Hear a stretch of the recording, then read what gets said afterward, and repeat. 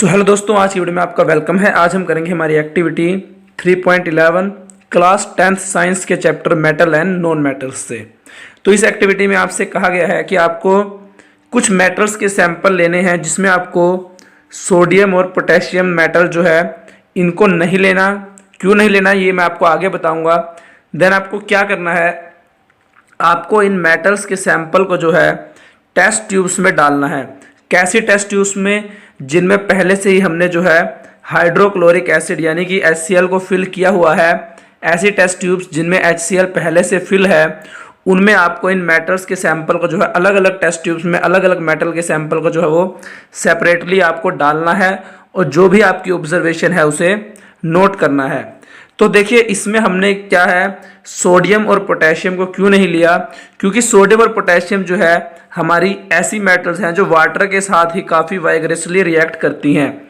अगर हम इनको जो है HCl से रिएक्ट करवाएंगे तो इनकी रिएक्शन में भी बहुत ज़्यादा ही वाइग्रेसली हो, काफ़ी ज़्यादा एक्सोथर्मिक हो, जिससे कि ब्लास्ट भी हो सकता है एक छोटा सा, या फिर वो जो एसिड है वो स्प्लैश होकर टेस्ट ट्यूब से बाहर निकल कर जो आपकी स्किन को भी डैमेज कर सकता है। तो हम जो है इन मेटल्स को नहीं लेंगे। आगे जो हमारी मेटल्स हमने ली हैं लाइक मैग्नीशियम, एल्यूमिनियम, आयरन या जिंक, इन मेटल्स को हम लेते हैं हमारे इस एक्सपेरिमेंट के लिए।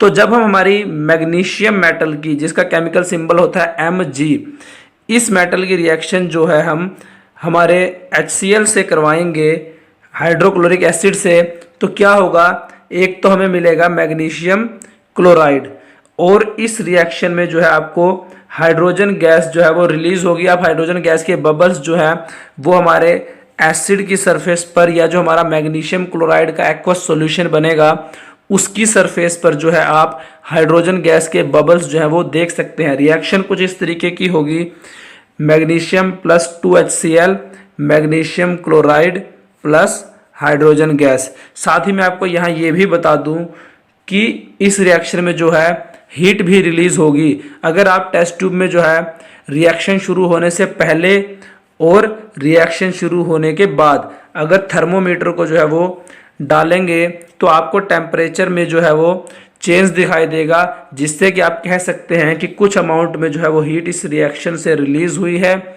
और हीट रिलीज हुई तो यानी आप कह सकते हैं कि हमारी ये रिएक्शन जो है वो एक्सोथर्मिक रिएक्शन है।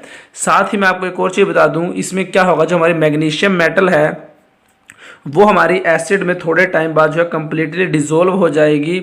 और क्योंकि मैग्नीशियम क्लोराइड हमारा जो है वो फॉर्म हुआ है, उसका एक्वस सॉल्यूशन बना है, तो जो हमारा सॉल्यूशन है उसका कलर मैग्नीशियम क्लोराइड की वजह से जो है वो ब्लू कलर का हो जाएगा। सिमिलरली देखिए, अगर हम एल्यूमिनियम मेटल जो है हमारी, इसकी रिएक्शन भी HCl के साथ करवाएंगे तो सेम केस होगा।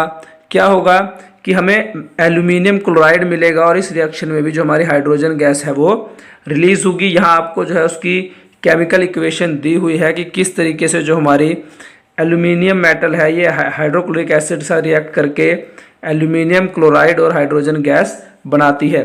मैग्नीशियम की तरह ही हमारी एल्यूमिनियम मेटल भी जो है वो हाइड्रोक्लोरिक एसिड में डिसॉल्व हो जाती है। बट क्या है कि मैग्नीशियम की तरह जो है रिएक्शन एक्सोथर्मिक नहीं होती। हाँ, हीट रिलीज होती है बट इतनी ज़्यादा अमाउंट में नहीं होती जैसा हमारा मैग्नीशियम के केस में होता है। But you can say that कि एल्यूमिनियम की जो हाइड्रोक्लोरिक एसिड का रिएक्शन है वो एक्सोथर्मिक रिएक्शन होती है। सिमिलरली अगर हम हाइड्रोक्लोरिक एसिड की रिएक्शन जो है जिंक या फिर आयरन के साथ करवाएं तो दोनों ही केसेस में भी हमारे पास जो है इनके क्लोराइड्स मिलेंगे। जैसे जिंक की हाइड्रोक्लोरिक एसिड रिएक्शन होगी तो जिंक क्लोराइड मिलेगा, और आयरन की हाइड्रोक्लोरिक एसिड के साथ रिएक्शन होगी तो हमें आयरन क्लोराइड मिलेगा। दोनों ही केसेस में जो है हाइड्रोजन गैस रिलीज होगी और साथ ही जो है हीट एनर्जी जो है वो रिलीज होगी, यानी ये रिएक्शंस भी हमारी एक्सोथर्मिक रिएक्शंस होंगी। तो ओवरऑल मेटल के साथ रिएक्ट करवाने के बाद आप यहाँ पर एक चीज़ तो कह सकते हैं कि जब भी हमारी मेटल्स जो हैं वो हाइड्रोक्लोरिक एसिड के साथ रिएक्ट करती हैं तो उनकी रिएक्शन एक्सोथर्मिक होती है। वो अपने जो है कोरस्पोंडिंग क्लोराइड्स बनाते हैं और हाइड्रोजन गैस इन सभी रिएक्शन में रिलीज होती है। तो आप इस चीज़ को जो है नोट कर सकते हैं, ये एग्ज़ाम के पॉइंट ऑफ व्यू से और इस पूरी एक्टिविटी का जो बेसिक तोड़ हम कह सकते हैं या बेसिक फॉर्मूला जो इस एक्टिविटी के थ्रू हम आपको सिखाना चाहते थे कि जब भी हमारी मेटल्स एसिड या डाइल्यूट हाइड्रोक्लोरिक, देखिए डाइल्यूट हाइड्रोक्लोरिक एसिड के साथ रिएक्ट करती हैं तो अपने क्लोराइड्स बनाती हैं और hydrogen gas plus heat energy जो है वो रिलीज होती है। इसके अलावा एक चीज़ और बता दूं कि जब हमारी मेटल्स जो है वो एसिड्स के साथ रिएक्ट करती हैं तो वो सभी रिएक्शन, अब यहाँ पे मैंने एसिड वर्ड यूज़ किया है, तो जो रिएक्शंस हैं वो एक्सोथर्मिक रिएक्शंस होते हैं, यानी हीट जो है वो रिलीज होती है। बट ये जरूरी नहीं है कि वहाँ मेटल क्लोराइड बने। अगर हम नाइट्रिक एसिड या कोई और एसिड लेते हैं तो वहाँ अलग तरीके का जो है वो कंपाउंड हमारा बनेगा। जैसे कि अगर हम H2SO4 सल्फ्यूरिक एसिड लेंगे तो वहाँ पे क्लोराइड ना बन के सल्फेट कंपाउंड बनेगा। बट यस, एक्सोथर्मिक रिएक्शन जो है वो मेटल्स के केसेस में होंगी। ये जो हमारी इक्वेशन है ये मेटल की हाइड्रोक्लोरिक एसिड के साथ है। तो क्वेश्चन तो आप जो है एक्टिविटी का तोड़ तो मैंने आपको बता दिया। अब इसमें कुछ क्वेश्चंस पूछे गए हैं। पहला क्वेश्चन ये है कि हमारी कौन सी ऐसी मेटल है जो भी हमने रिएक्ट करवाई हैं उनमें से कौन सी मेटल जो है हाइड्रोक्लोरिक एसिड के साथ सबसे ज़्यादा वाइगरसली जो है वो रिएक्ट करती है।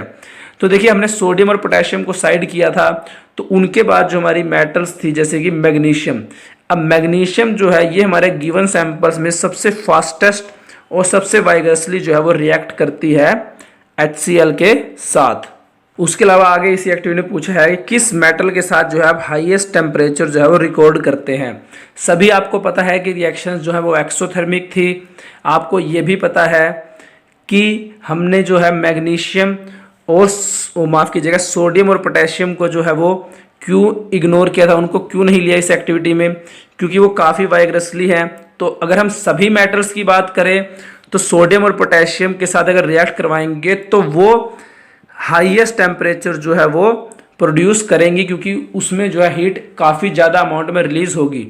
बट यहाँ हमसे पूछा गया है कि जो मेटल्स आपको दी हुई थी गिवन मेटल्स में से किस मेटल के साथ आपने जो है हाईएस्ट टेम्परेचर रिकॉर्ड किया, तो वो हमारा आंसर होगा मैग्नीशियम। क्योंकि मैग्नीशियम जो है वो जिंक, आयरन या एल्यूमिनियम के कंपैरिजन में ज़्यादा वाइग्रसली जो है रिएक्ट करती है, ज़्यादा फास्ट रिएक्ट करती है HCl के साथ।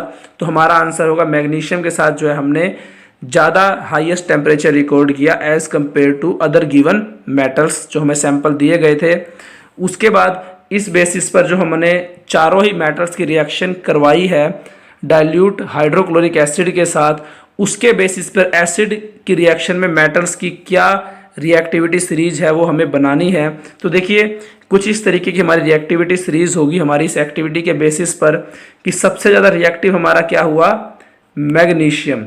मैग्नीशियम से लेस रिएक्टिव हमारा एल्यूमिनियम।